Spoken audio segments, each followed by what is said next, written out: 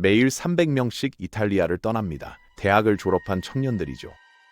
10년간 빠져나간 인재만 100만 명이 넘고 경제적 손실은 무려 140조 원에 달하는데 정작 정부는 뭘 하고 있을까요? 자국 청년에게는 월 150만 원짜리 비정규직을 던져주면서 외국 부자들에게는 1억 원만 내면 세금 다 면제해드립니다 라는 황당한 제안을 하고 있습니다. 세계 최고의 관광지, 누구나 한 번쯤 살고 싶어하는 그 이탈리아에서 말이죠. 지금부터 이 기막힌 이야기를 풀어보겠습니다.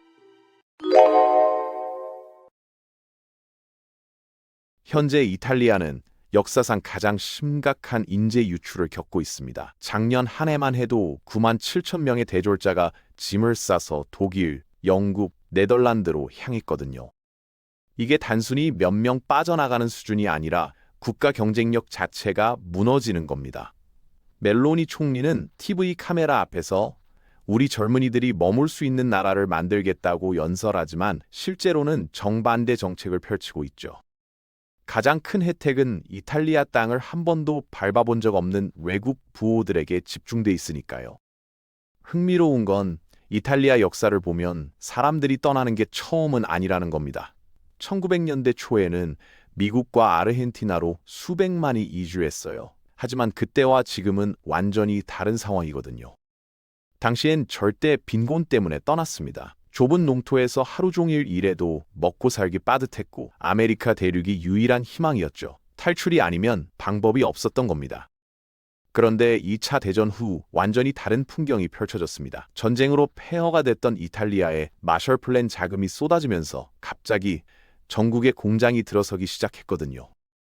피아트가 자동차를 찍어냈고 올리베티는 타자기로 세계 시장을 공략했으며 피렐리 타이어는 유럽 전역으로 팔려나갔습니다. 일자리가 넘쳐났어요. 남부 농촌에서 북부 도시로 올라가기만 하면 공장에 취직할 수 있었고 월급으로 아파트를 구하고 자동차까지 살 수 있었죠. 미국 이민은 더 이상 꿈이 아니었습니다. 밀라노와 토리노가 새로운 기회의 땅이 됐거든요. 1980년대 중반이 되자 이탈리아 생활 수준은 프랑스, 독일과 어깨를 나란히 했습니다. 이 기적의 비밀은 간단했습니다. 생산성이 폭발적으로 올랐거든요. 새로운 기계와 기술 덕분에 같은 시간 일해도 2배, 3배를 만들어낼 수 있었죠. 그런데 1990년대 들어서면서 뭔가 이상한 일이 벌어지기 시작합니다. 바로 여기서부터 오늘날 이탈리아의 비극이 시작되는 겁니다. 세계는 빠르게 변했습니다. 독일 기업들은 거대 공장을 짓고 최신 컴퓨터 시스템을 도입했어요. 프랑스는 글로벌 공급망을 구축했고 네덜란드는 금융과 물류 허브로 변신했죠. 그런데 이탈리아는 여전히 100년 전 방식을 고수하고 있었습니다. 소규모 가족 기업 중심의 경제 구조를 바꾸지 않았거든요. 할아버지가 만든 회사를 아버지가 물려받고 아들이 경영하는 시기였죠. 규모를 키우려면 외부 투자를 받아야 하는데 가족 외 사람에게 경영권을 넘기는 걸 극도로 꺼렸습니다. 합병 제안이 들어와도 거절했고 은행 대출도 최소한만 받았어요. 사실 이탈리아 사람들이 자랑스러워하는 가족 기업 문화, 장인 정신이 역설적으로 발목을 잡은 겁니다. 충성심과 안정성은 높았지만 변화는 거부했거든요. 세계가 빠르게 달리는데 이탈리아는 걸어가고 있었던 거죠. 결과는 명확했습니다. 2000년대 들어 이탈리아 경제 성장률은 유럽 꼴찌 수준으로 떨어졌어요. 다른 나라들이 계속 앞으로 가는데 이탈리아만 제자리 걸음을 하고 있었던 겁니다. 이미 좋은 자리를 잡은 기성세대는 괜찮았습니다. 대기업 정규직이나 공무원이면 버틸 수 있었죠. 하지만 막 사회에 나오는 청년들에게는 완전히 다른 세상이었습니다. 노동시장이 2개로 쪼개졌거든요. 안쪽과 바깥쪽으로 말이죠. 안쪽에는 해고가 거의 불가능한 정규직 중장년층이 자리 잡고 있었고 바깥쪽에는 언제 잘릴지 모르는 비정규직 청년들이 몰려 있었습니다.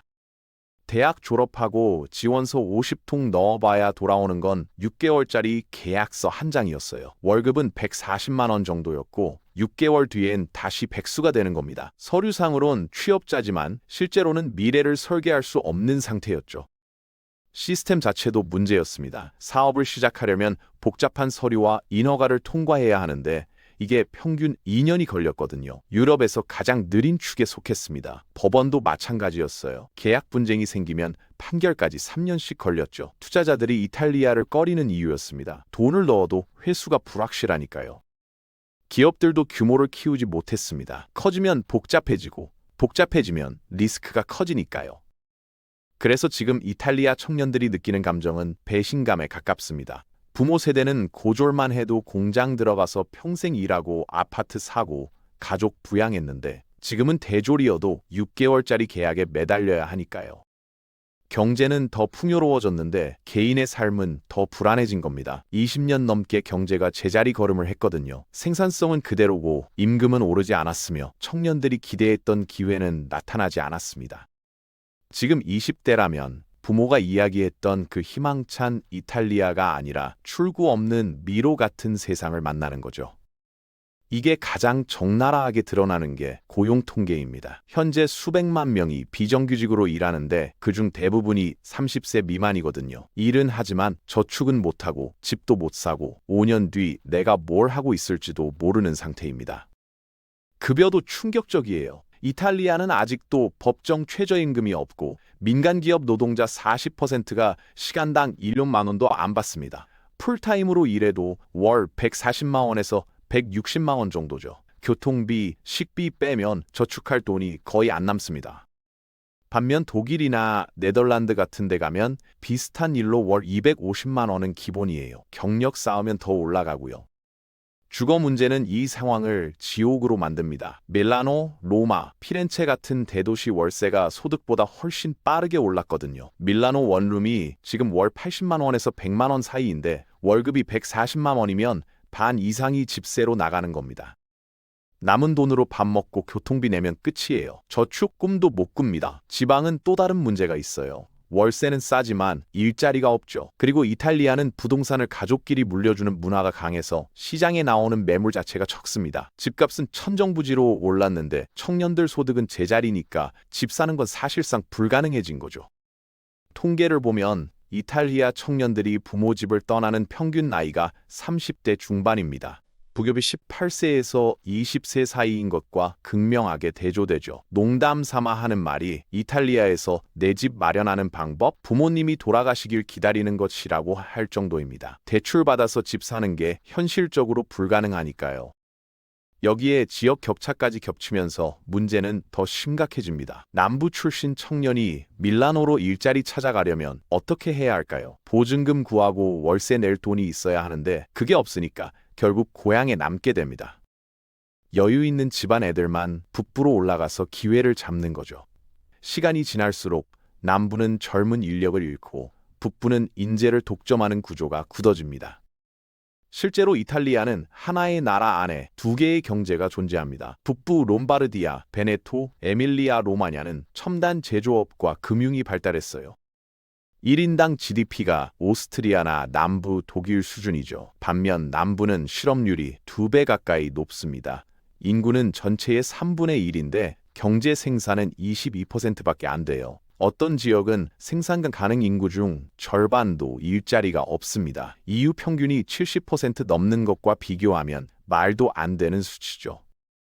남부 청년에게 이 격차는 추상적인 통계가 아닙니다. 시작 연봉부터 다르고 5년 뒤 커리어 경로 자체가 다르거든요. 고향에 남으면 커리어는 포기하는 겁니다. 그래서 떠날 수 있는 사람들은 떠나고 못 떠나는 사람들만 남죠. 젊은이들이 빠져나가면 그 지역은 더 빠르게 무너집니다. 회사를 차릴 사람도 없고 세금 낼 사람도 줄어들고 학교에 아이들도 없어지니까요. 학교 통폐합되고 상점 문 닫고 버스 노선 줄어듭니다. 북부는 계속 인재와 자본이 몰려서 더 잘 살게 되고요. 이런 상황에서 사람들이 어떤 선택을 할까요? 결혼과 출산을 미룹니다. 현재 이탈리아 출생아 수가 연 37만 명인데 통일 이후 최저 수치예요. 사망자는 65만 명이 넘어서 인구가 매년 30만 명씩 줄어들고 있죠. 동시에 평균 수명은 늘어나서 고령화는 가속화됩니다. 지금 이탈리아는 65세 이상 인구가 35세 미만보다 훨씬 많은 나라가 됐어요. 정치가 왜 이 문제를 못 풀까요? 답은 간단합니다. 은퇴자들이 유권자의 절대 다수이기 때문이죠. 이탈리아는 GDP의 15%를 연금으로 쓰는데 유럽에서 가장 높은 수준입니다. 다른 나라가 11%에서 12% 쓰는 것과 비교하면 엄청난 차이죠. 이 돈을 교육이나 육아 지원에 쓸 수 있는데 연금으로 가는 겁니다. 전체 복지 예산의 40%가 연금이에요. 반면 아동 지원은 서유럽 최하위 수준이고요. 이게 우연이 아닙니다. 수십 년간 이탈리아 정치는 노년층 표심 관리로 돌아갔거든요. 특정 직종은 50대 초반에 은퇴할 수 있는 특혜를 줬고 관대한 연금으로 표를 샀습니다. 노인들은 투표율도 높고 조직력도 강해요. 정치인들이 건드릴 수 없는 성역이 된 겁니다. 지금 프랑스, 스페인, 영국도 비슷한 문제를 겪고 있지만 이탈리아가 가장 심각하죠. 연금 개혁을 한다는 건 정치적 자살입니다. 가장 열심히 투표하는 유권자들에게 당신들 혜택 줄여서 젊은이들 도와주겠다고 말하는 거니까요. 시위와 파업이 터지고 다음 선거에서 참패합니다. 그래서 아무도 손대지 않아요. 기존 시스템은 그대로 유지하고 청년을 위한 정책은 선언만 하다가 흐지부지 되는 겁니다.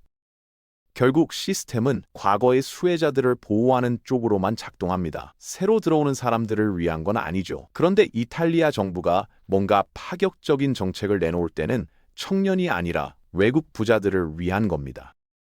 2017년에 도입된 제도가 있어요. 외국 부유층이 이탈리아로 세금 거주지를 옮기면 해외 소득에 대해 정상세율 내는 대신 연 1억 원 정도만 내면 끝입니다.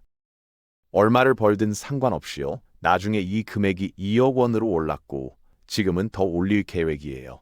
지금까지 몇천 명이 이 제도를 이용했는데 대부분 억만장자들입니다. 밀라노 같은 부촌에 정착해서 고급 부동산 사고 살죠. 정부 입장에서는 효율적으로 보입니다. 부자 몇천 명이 각각 2억씩 내면 수천억이 들어오니까요. 연금이나 노동법 건드릴 필요 없이 돈 버는 거죠. 하지만 계산해보면 한계가 명확합니다. 2023년에 1,500명 정도가 이 제도 썼고 세수는 몇천억 원 정도였어요. 이탈리아가 연금으로만 연간 400조 원 넘게 쓰는 거랑 비교하면 티끌입니다. 이 돈이 경제 전체로 퍼지는 것도 아니에요. 부자들은 밀라노 같은 이미 잘 사는 동네에 집중되니까요. 고급 부동산 가격만 더 올리고 비싼 레스토랑만 활성화됩니다. 비정규직으로 일하는 청년들 임금은 안 올라가요. 오히려 시스템이 외국 부자에게만 특혜 준다는 인식만 심어주는 겁니다. 그나마 희망이 하나 있었습니다. 코로나 이후 EU가 이탈리아에 280조 원 규모의 복구 기금을 줬거든요. 유럽에서 가장 많이 받은 나라였어요. 40%는 낙후된 남부 개발에 쓰기로 했죠. 철도 현대화하고 도로 깔고 인터넷망 확충하고 재생에너지 투자하는 겁니다. 제대로만 하면 생산성 올리고 지역 격차 줄이고 양질의 일자리 만들 수 있었어요. 그런데 현실은 어땠을까요? 옛날부터 이탈리아를 괴롭혔던 문제가 여기서도 터졌습니다. 공무원 조직에 프로젝트 관리할 전문 인력이 없었어요. 엔지니어, 도시 계획가, 관리자가 필요한데 그런 사람들은 다 해외로 나가버렸죠. 남은 공무원들은 임시직에 낮은 급여로 일하니까 동기부여도 없었고요. 지방정부는 더 심각했습니다. 작은 시청에 직원 몇 명이 복잡한 입찰과 감독을 다 처리해야 하는데 불가능했던 거예요.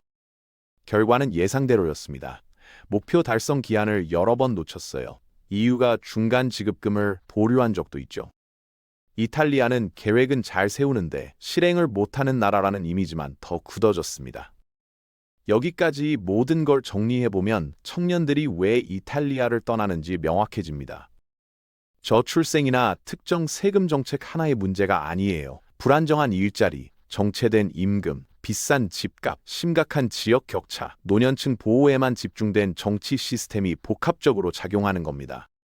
동시에 외국 부자에게는 특혜를 주고 변화의 기회가 와도 제대로 활용하지 못하죠. 이런 상황에서 짐 싸는 게 나라를 배신하는 행위일까요? 아닙니다. 이탈리아가 한때 약속했지만 더 이상 제공하지 못하는 미래를 찾아 떠나는 합리적 선택이에요. 독일 가면 첫 직장 월급이 250만 원이고 네덜란드는 육아 지원이 탄탄하며 영국은 경력 쌓기가 쉽습니다. 이탈리아에 남아서 30대까지 부모 집에서 비정규직 전전하는 것보다 해외 나가서 2년 안에 내 집 마련 계획 세우는 게 당연히 나은 선택이죠.